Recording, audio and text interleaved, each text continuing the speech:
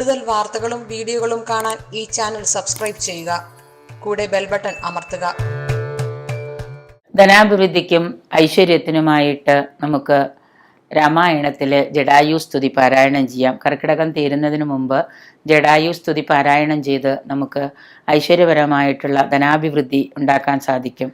ലൗകിക സുഖ സമൃദ്ധിക്ക് ഏറ്റവും ഗുണകരമാണ്. കടബാധ്യതകളൊക്കെ മാറാനായിട്ടൊക്കെ നമുക്ക് ധനാഭിവൃദ്ധി ഉണ്ടാവാനും കുടുംബത്തിൽ ധന ശോഷണം ഉണ്ടെങ്കിൽ അതൊക്കെ മാറി ഐശ്വര്യ സമ്പത്ത് വരാനൊക്കെ ആയിട്ട് നമുക്ക് ഈ പറയുന്ന ജടായു സ്തുതി നമ്മുടെ ഭാഗ്യം തെളിയാനും, അതുപോലെ തന്നെ പാരായണ ആരംഭത്തിലും അന്ത്യത്തിലും ഒക്കെ ഓം നമോ വിഷ്ണവേ വിശ്വതർപ്പണ പരാത്മനെ നമ എന്ന മന്ത്രം, അതായത് പാരായണത്തിൻ്റെ ആദ്യത്തിലും അവസാനത്തിലും ഓം നമോ വിഷ്ണവേ വിശ്വദർപ്പണ പരാത്മനെ നമ എന്ന മന്ത്രം 48 പ്രാവശ്യം നമ്മൾ ഈ സ്തുതി ജടായു സ്തുതി പാരായണം ചെയ്യുന്നതിന് മുൻപ് 48 പ്രാവശ്യം ഈ പറയുന്ന മന്ത്രം മൂലമന്ത്രം നമ്മൾ ജപിക്കണം.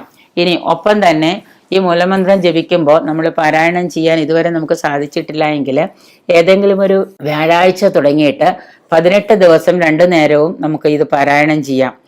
ഏതെങ്കിലും ഒരു വ്യാഴാഴ്ച ആയിരിക്കണം.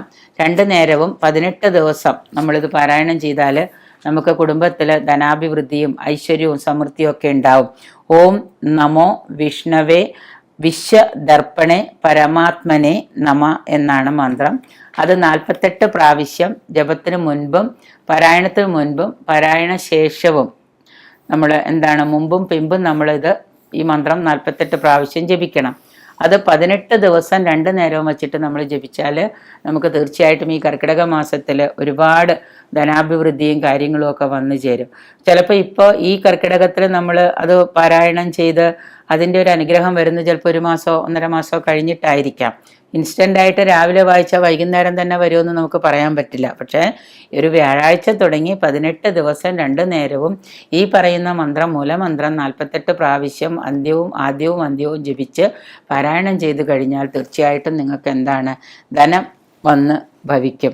എന്ന് വിചാരിച്ച് കോടീശ്വരനാവുമെന്നല്ല. അപ്പം പിന്നെ എല്ലാ ദിവസവും നിങ്ങൾക്ക് സാധിക്കുമെങ്കിൽ നിങ്ങൾ ഇപ്പോൾ ഈ വ്യാഴാഴ്ച ജപിച്ചു, അടുത്ത ഇതിൽ തീർന്നു, വീണ്ടും അടുത്ത വ്യാഴാഴ്ച ദിവസം നോക്കിയിട്ട് വീണ്ടും ഒരു 18 ദിവസം 2 നേരവും ജപിക്കുക.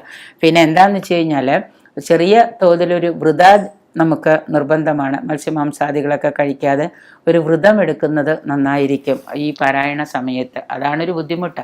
അതിന്ന് ആർക്കും സാധിക്കാത്തത് കൊണ്ട് മാത്രമാണ് ഇങ്ങനെയുള്ള കാര്യങ്ങളൊന്നും നമുക്ക് നടപ്പിലാക്കാൻ പറ്റാത്തതാണ്. വ്രതം ആചരിച്ചുകൊണ്ട് പാരായണം എന്നല്ല ഒരു കാര്യവും നമ്മുടെ ഇന്നത്തെ തലമുറയ്ക്ക് സാധ്യമല്ല. അതുകൊണ്ട് തീർച്ചയായിട്ടും വ്രതനിഷ്ഠ വളരെ അത്യാവശ്യമാണ് ഈ പാരായണം തുടങ്ങുന്ന സമയത്ത്.